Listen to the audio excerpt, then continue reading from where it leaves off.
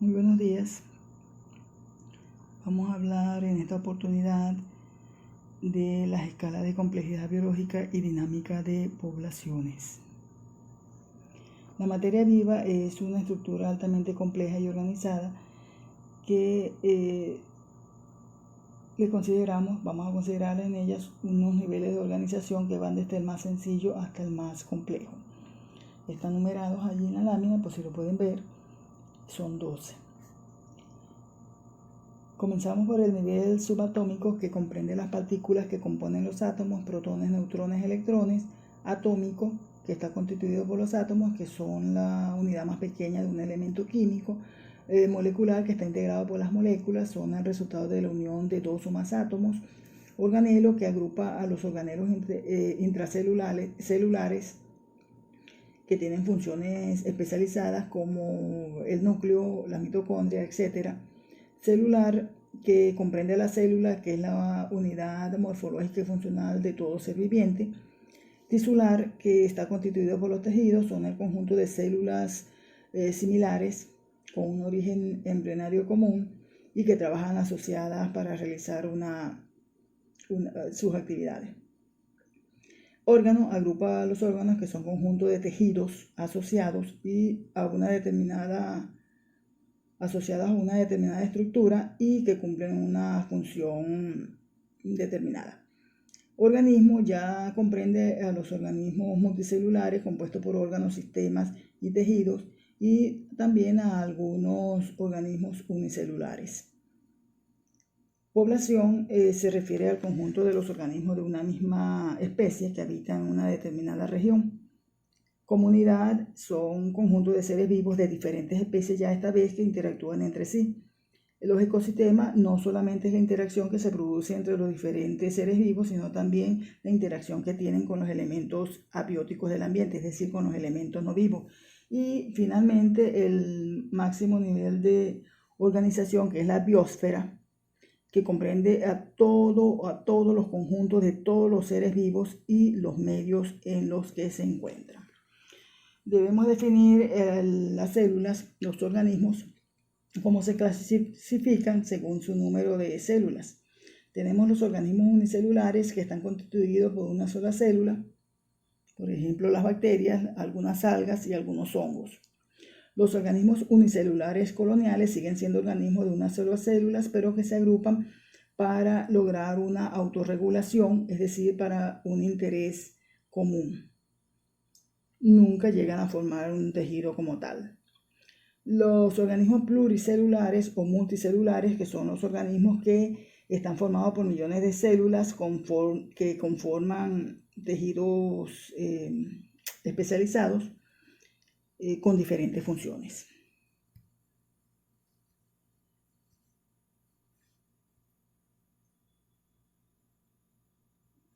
Definamos entonces lo que son las especies biológicas, lo que es una especie biológica. Si lo pueden leer ahí, este término hace referencia a un conjunto de organismos con semejanzas físicas, es decir, que se parecen y que pueden reproducirse entre sí.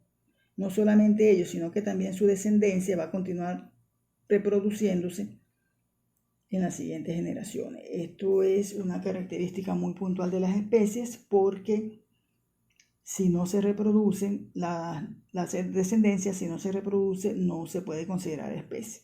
Lo digo esto porque el hombre ha manipulado diferentes especies, las ha cruzado entre sí para generar seres híbridos, que muchas veces no poseen la cantidad de cromosomas correctos y por tanto no tienen la capacidad de reproducirse.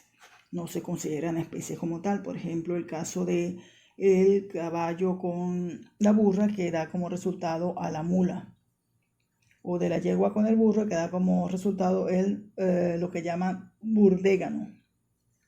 Son nombres diferentes dependiendo qué es lo que se cruza, qué macho con qué hembra.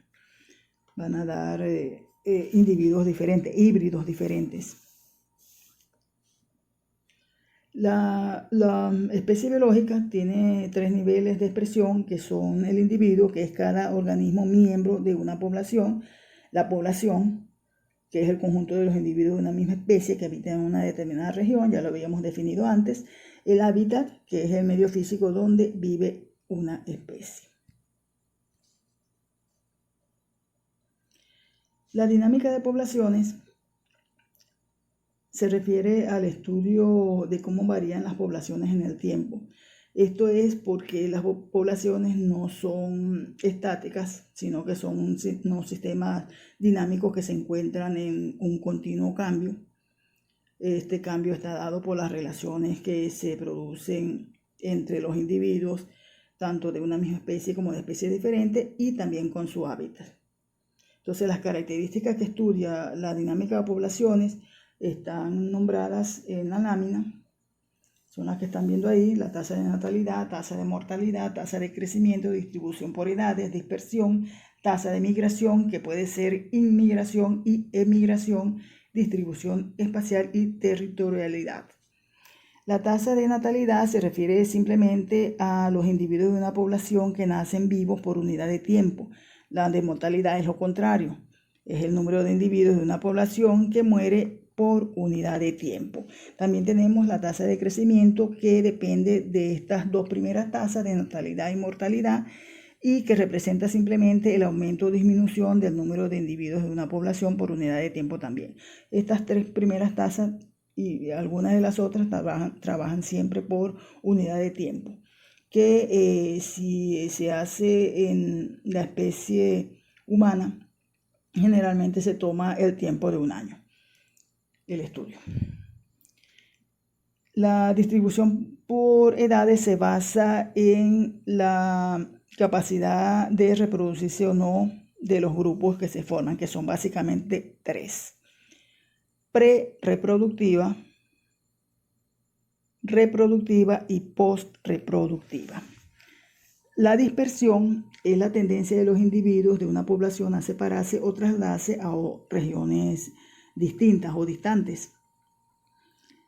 Puede ser activa, que es la que sucede en el caso de los animales que se pueden mover, o puede ser pasiva, como el de las plantas, que requieren que el viento y el agua transporte sus semillas o su polen, que lo harían básicamente los insectos.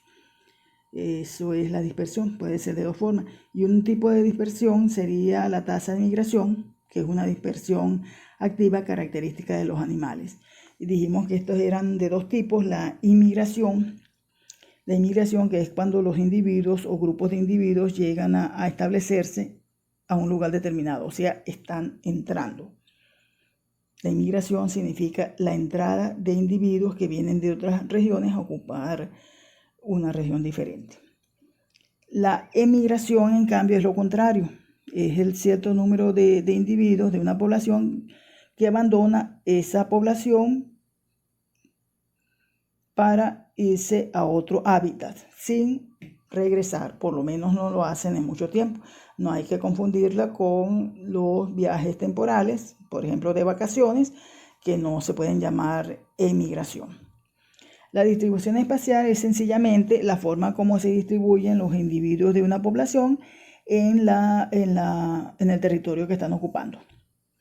La territorialidad es la inclinación que tienen algunos individuos de ciertas especies a ocupar un territorio y a defenderlo incluso de individuos de su propia especie.